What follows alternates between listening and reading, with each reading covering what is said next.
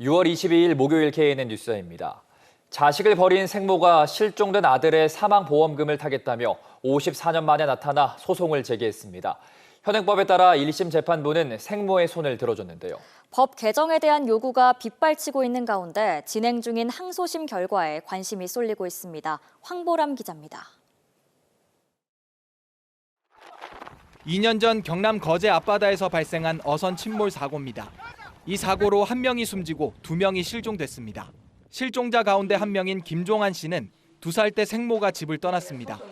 그런데 김 씨의 실종 소식을 듣자 그동안 연락도 없던 생모는 54년 만에 가족 앞에 나타났습니다. 그리고는 김 씨 앞으로 나올 3억 원가량의 사망보험금과 합의금을 자신이 상속받겠다고 했습니다. 이미 54년 전에 버렸어요. 우리 부모가 아닙니다. 낳았다 하고 부모가 아니에요. 본인이 버린 자식 보험금 타기 위해서 55년 만에 그게 말이 됩니까? 친모는 소송을 제기했고 1심 재판부는 친모의 손을 들어줬습니다. 현행법상 김 씨가 부양하지 않는 부모라 해도 유족에 해당한다는 이유였습니다. 김 씨의 가족들은 있을 수 없는 결과라며 반발했습니다. 김 씨의 누나는 법원 앞에서 시위를 이어가며 항소를 진행하고 있습니다. 낳았다는 이유로 이 사람 법적 권리를 다 준다는데 저는 그거 용납 못합니다. 할머니 고모가 지금 우리를 키웠답니까? 진정으로 그 사람들이 받아야지 왜 버린 부모가 그 사람 법적 권리를 한다? 그거는 말이 안 됩니다. 김 씨 측이 제기한 항소심은 지난 4월과 5월 2차례 변론 기일을 거쳐 다음 달 13일 결심 공판을 남겨두고 있습니다. 하지만 재판 결과를 좌우할 일명 구하라법은 3년째 국회에서 계류 상태입니다. 가수 구하라 씨의 사망으로 촉발된 구하라법은 부양 의무를 저버린 부모의 상속 자격을 박탈하는 취지의 법 개정안입니다. 아이를 양육하지 않은 부모에게는 그 자격이 기본적으로 없다라고 하는 결격 사유를 넣은 구하라법이 통과되어야 됩니다. 김 씨의 누나는 다음 달부터 국회 앞에서 법 개정을 촉구하는 농성에 나설 계획입니다. KNN 황보람입니다. 학교와 지역사회가 함께 지역교육 공동체를 만드는 경남 지역의 행복교육 사업이 위기를 맞닥뜨렸습니다. 일부 사업 관계자들의 정치적 편향성을 이유로 경남도의회가 관련 추경 예산을 전액 삭감했습니다. 김건형 기자입니다. 한 아이를 키우려면 온 마을이 필요하다. 7년 전 시작된 경남교육청의 행복교육지구와 행복마을학교의 출발점입니다. 마을 주민이 가르치면서 온 마을은 배움터가 됐고 경남의 18개 시군이 동참하면서 지역 소멸의 대안으로도 꼽혔습니다. 하지만 경남도의회에선 일부 마을 교사들의 정치 편향이 논란이 됐습니다. 지난 지방선거에서 박종훈 교육감을 지지했다는 이유입니다. 교육청에 돈을 받는 분들이 학부모님들을 대거 이끌어서 정치 편향적인 지지 선언을 한다는 것 자체가 심지어 과거 메카시즘을 연상시키는 간첩 활동 주장까지 나왔습니다. 이 간첩이 무슨 의도로 우리 아이들의 교육에 참여했는지 이게 정말로 본인의 생계를 위해서 참여를 했겠습니까? 지난해 이루어진 올해 본예산 심사 과정에서 도의회가 관련 예산을 반토막 낸 배경입니다. 도교육청은 삭감된 예산 상당 부분을 1차 추경 예산안에 다시 올렸습니다. 교육위는 예비심사에서 일부 삭감 의견을 냈지만 예결특위는 또 전액 삭감했습니다. 18개 시군이 이미 책정해 놓은 대응 예산 상당액도 집행에 차질을 빚게 됐습니다.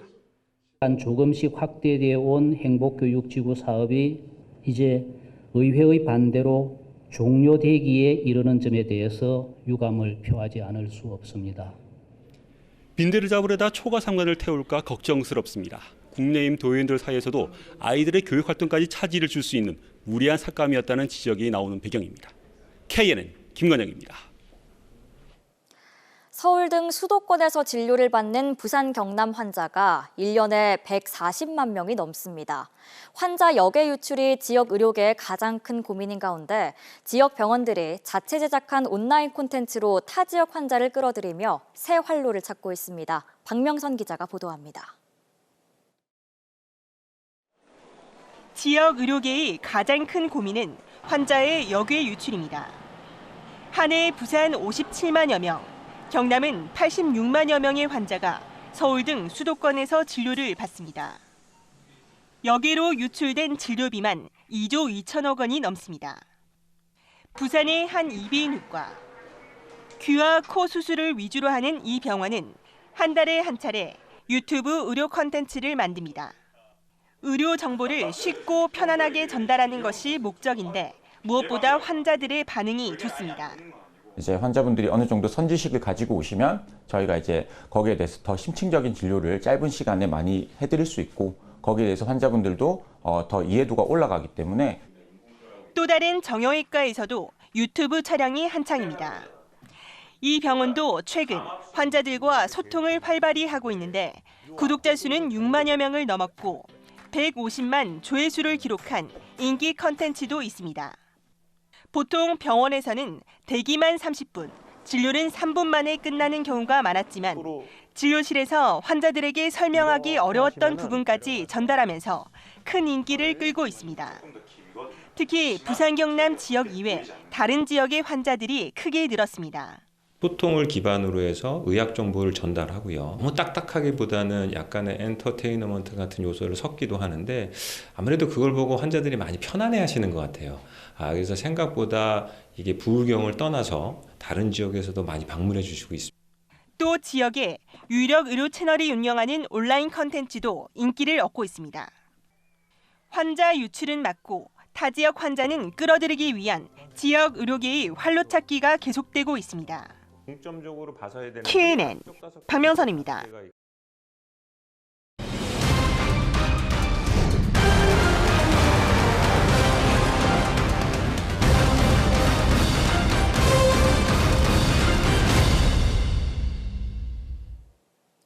낙동강 일부 지역에 이미 조류경보 경계 단계가 발령된 가운데 상류를 중심으로 녹조가 번지고 있습니다.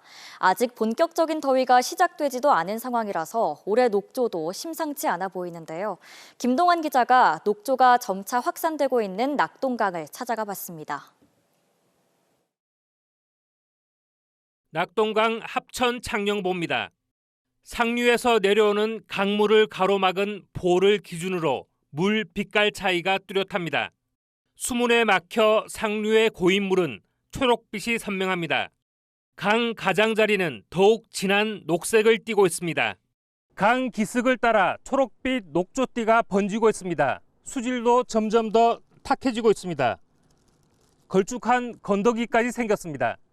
이곳은 해마다 여름철이 되면 대규모 녹조가 발생하는 구간입니다. 온도가 높다 또는 이제 햇빛이 강하다. 이거는 어느 강이라도 동일한 조건이잖아요. 근데 낙동강은 물이 흐르지 않는다. 낙동강 물속은 더욱 심각합니다. 녹조 알갱이로 불리는 남조류 세포 농도가 짙어지면서 시야를 구분하기 힘듭니다.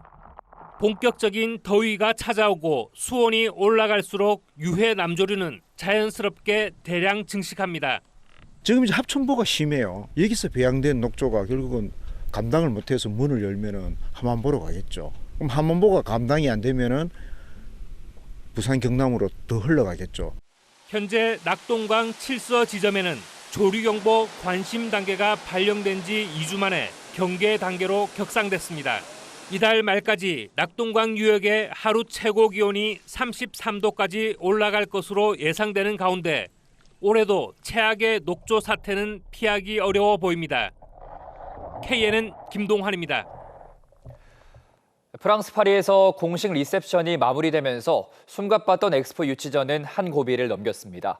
하지만 경쟁국 사우디와 이탈리아도 저마다 전략을 내세우면서 이제부터 복잡한 수싸움이 시작됐습니다. 보도에 표준규 기자입니다. 막대한 오일머니를 앞세운 사우디와 로마의 매력을 강조한 이탈리아. 그 사이에서 대한민국은 싸이와 조수미, 에스파를 앞세운 K컬처로 회원국들의 눈길 잡기에 성공했습니다. I believe the World Expo 2030 Busan will do the same. Bring the whole world together and shape a better future for all of us. Thank you so much. 내용에서는 폐허로 시작해 세계 속의 우뚝 선 부산 이니셔티브로 압도했습니다. 경제계가 총출동한 공식 리셉션에서도 회원국들의 반응은 뜨거웠습니다. 치열한 경쟁 속에 파리에서의 4차 PT와 공식 리셉션까지 성공적으로 마무리하면서 대한민국 부산은 2030 엑스포 유치에 한 걸음 더 바싹 다가섰습니다. 하지만 진짜 경쟁은 이제부터입니다. 사우디는 약점인 인권을 만회하는 동시에 오일머니를 앞세운 개발을 더 강조했습니다. 179개 회원국 가운데 이미 중국 등 70개국이 공개 지지를 선언한 만큼 1차 투표에서 일찌감치 승부를 짓겠다는 전략입니다. 멜로니 총리가 연사로 나선 이탈리아는 2차 투표를 노리며 유럽표 단속에 주르겠습니다. 사우디 지지를 밝혔던 프랑스가 1차 투표에만 해당된다고 밝히면서 이런 전략이 힘을 받고 있습니다. 이에 맞선 부산의 전략은 두 가지입니다. 미국과 일본 등 영향력 있는 국가들 지지를 이끌어내는 데 외교 역량을 집중하고 있습니다. 동시에 아프리카와 태평양 도서국 등 개발도상국 표심도 집중 공략합니다. 우리는 2030 부산 세계 박람회를 통해 한국의 기술, 지식, 그리고 개발 경험을 여러 국가, 특히 개도국들과 공유할 것입니다. 1차에서 이탈리아를 제치고 결선에서 사우디와 승부를 짓겠다는 그림입니다. 한 나라 구체적으로 우리 바구니에 담아놓는 일이 남아 있습니다. 지금 어제부터 오늘까지 중앙정부와 또 대기업 총수들과 그런 일을 이제는 본격적으로 역할 분담을 해서 하기로 결의를 했고요. 2019년 시민 139만 명의 서명으로 시작된 9년간의 엑스포 대장정의 마무리가 이제 5개월 앞으로 다가왔습니다. KNN 표준입니다. 프랑스 일정이 모두 마무리되면서 이젠 11월에 있을 최종 5차 프레젠테이션과 투표만 남았는데요. 남은 5개월 동안 회원국의 표심이 결정될 텐데 이젠 외교전에 모든 역량을 쏟아부어야 합니다. 최한솔 기자가 취재했습니다. 2030 월드 엑스포 4차 경쟁 PT 일정이 모두 마무리됐습니다. 이제 남은 건 오는 11월 28일로 예정된 국제박람회기구 총회입니다.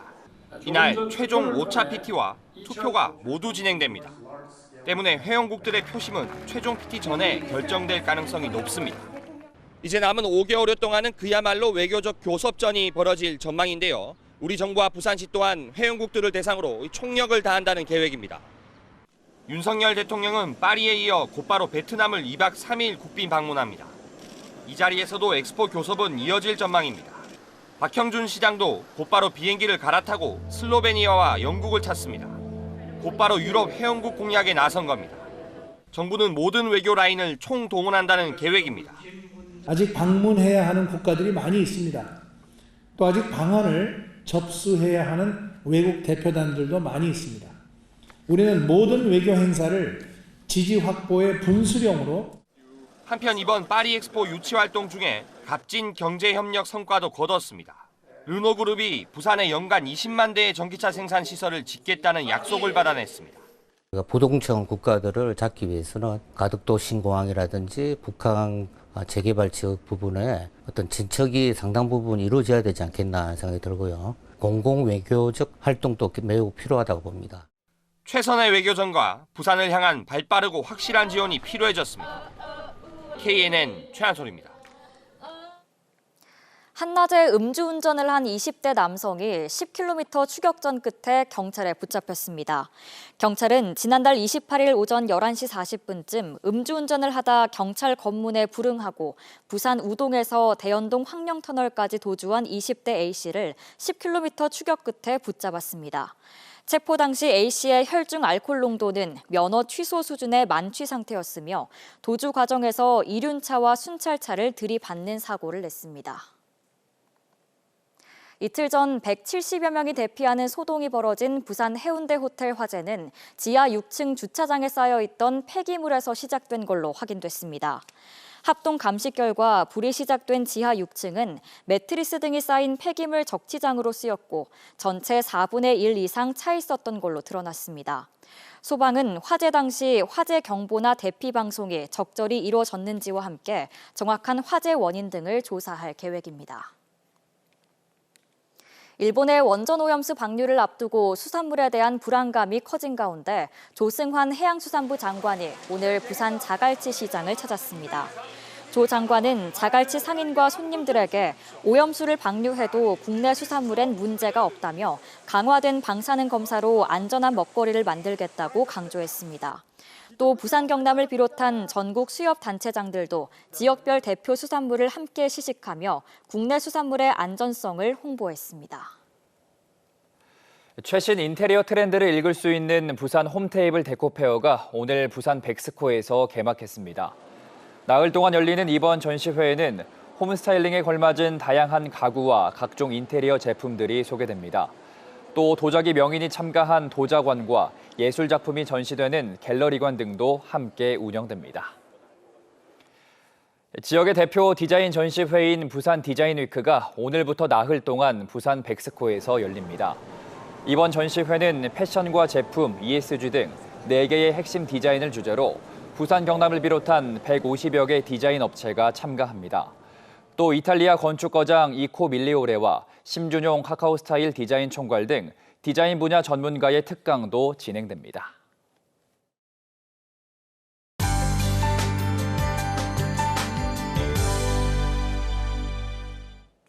오늘도 뜨거운 볕이 내리쬐면서 다소 더웠는데요. 내일은 오늘보다 기온이 더 오르겠습니다.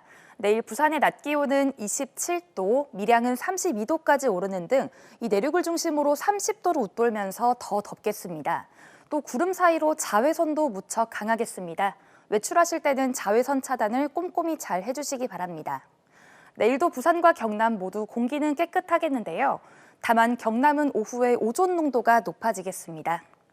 대기 불안정으로 내일 강원과 경북 일부 내륙에는 요란한 소나기가 내리겠고요. 그 밖의 전국은 대체로 맑겠습니다. 내일 아침 기온은 오늘과 비슷하게 출발합니다. 낮 기온은 거창이 31도, 남해 28도, 합천은 32도까지 오르겠습니다. 창원의 한낮 기온 29도, 통영 27도, 밀양은 32도까지 오르겠고요. 한낮의 부산은 27도, 김해 28도, 양산은 30도로 평년 기온을 웃돌겠습니다. 물결은 동해 먼바다에서만 약간 높게 일겠고요.